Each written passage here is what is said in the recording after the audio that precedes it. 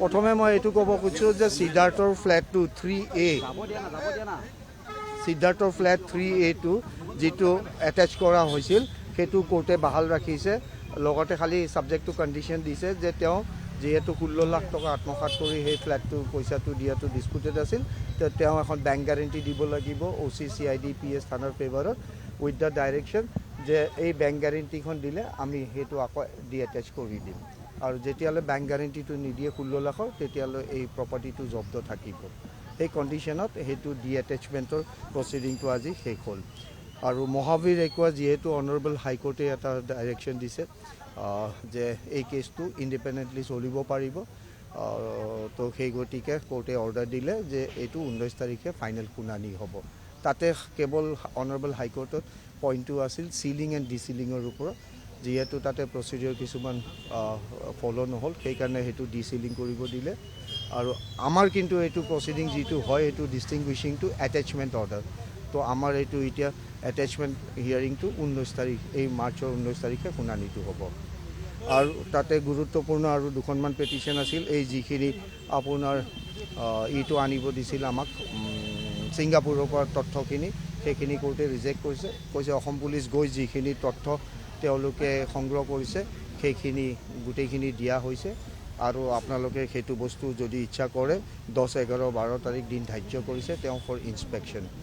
2টাৰ পৰা 4টালৈ যাক যিমান ইনস্পেকশ্যন কৰিব আছে ইনস্পেকশ্যন আৰু পৰৱৰ্তী নেক্সট ডেটটো আপোনাক দিছে 19 তাৰিখে for consideration of charge hearing যে তেওঁলোকৰ এগেইনষ্টে যিখিনি অভিযোগ অনা হৈছে সেইখিনি এই অভিযোগ মতে আইনী প্ৰক্ৰিয়াত চলিব নে নচলে সেইটো 19 তাৰিখে শুনানি হ'ব আৰু শ্যামকানুৰ বেংক একাউণ্টটো আনফৰ্চুনেটলি সেইটো ডিফ্ৰিজ কৰি দিছে for some technical reason not for factual aspect কিন্তু কিছুমান ল'ৰ কমপ্লায়েন্সৰ কাৰণে সেইটো টেকনিকেল ইছ্যু হিচাপে এইটো ডিফ্ৰিজ কৰিছে যিহেতু আমাৰ এতিয়াও ফাৰ্ডাৰ ইনভেষ্টিগেশ্যন চলি আছে তো এতিয়া সেই ছেকেণ্ড পাৰ্টটোত দেখা যাব কি কৰিব পৰা যায় কোৰ্টে কৈছে বেনেটৰ 107 হয় তাতে এটা সেইটোৱে মানে এটা ইনফৰ্মেশ্যন কোৰ্টে দিব লাগিছিল সেইটো আনফৰ্চুনেটলি কিবা ফৰ চাম ৰিজন থাকি গ'ল তো অন ডেট বেচিছ যিহেতু জাজমেণ্টছ কিছুমান আহিছে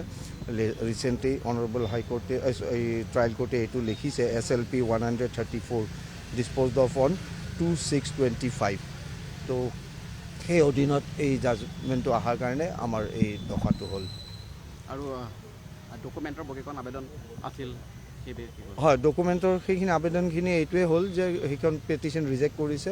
যে কোনো প্ৰচিকিউশ্যনক ডাইৰেকশ্যন দিব নোৱাৰি সেইটো চেণ্ট্ৰেল গভৰ্ণমেণ্টৰ লগত আপোনালোকে টেক আপ কৰক dates for you all to do it আজি মূল গোচৰটোৰ কি অৰ্ডাৰ হ'ল আৰু পৰৱৰ্তী দিনটো কিমান তাৰিখ দিয়া হ'ল আজি 13 তাৰিখে দিলে ফৰ ৰিমাণ্ডৰ কাৰণে লয়াৰ্ছৰ সুবিধা বুজি 19 তাৰিখে দিলে ফৰ চাৰ্জ হিয়াৰিং ইয়াৰ নেক্সট ষ্টেজটো চাৰ্জ হিয়াৰিঙৰ পিছত ট্ৰায়েল আৰম্ভ হ'ব আমি আশা কৰিব পাৰোঁ চাৰ্জ হিয়াৰিং হ'ব 19 তাৰিখে ডেফিনেটলি হ'ব মোৰ ফালৰ পৰা এতিয়া আসামীয়ে কি কৰে সেইটোতো মোৰ এখতিয়াৰত নপৰে